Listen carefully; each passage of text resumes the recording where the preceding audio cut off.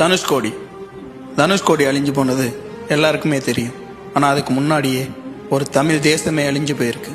இன்னைக்கு இருக்கக்கூடியது பாதி தமிழ்நாடு தான். அப்போ மீதி குமரிகண்டம் ஒரு சின்ன தீவு கிடையாது. கன்னியாகுமரியோட தெற்க ஆரம்பித்து ஆஸ்திரேலியா மற்றும் அமெரிக்காவோட மடகாஸ்கர் வரைக்கும் பரவி இருந்த ஒரு மிகப்பெரிய நிலப்பரப்பு. முதல் மற்றும் இரண்டாம் தமிழ் சங்கங்கள் இங்கே தான் நடந்திருக்கு. பல்லாயிரம் வருஷத்து அறிவும் கலையும் இங்கே தான் புதஞ்சு கிடக்கு. குமரிகண்டம் இங்கே ஃபரூலி அப்படின்னு சொல்லிட்டு ஒரு ஆறு ஓடுனதாகவும், இமயமலையை விட மிகப்பெரிய மலைகள் இருந்ததாகவும், அதோட பேர் குமரிமலைனும், அதையும் தாண்டி இங்கே 48 நாடுகள் இருந்ததாகவும் சிலப்பதிகாரம் மற்றும் இறையானூர் அகப்பொருள் சொல்லுது.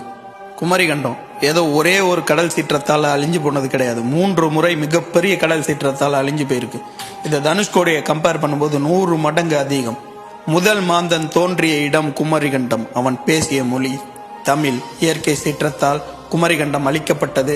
தமிழர்களின் வரலாறு மறைக்கப்பட்டது. இன்னைக்கு நிலைமைக்கு குமரிகண்டம் இருந்திருந்தா தமிழ்நாடு ஒரு தனி நாடு. இதை பற்றி என்ன நினைக்கிறீங்க? கமெண்ட் பண்ணுங்க. மறக்காம நம்ம சேனலை ஃபாலோ பண்ணிக்கங்க.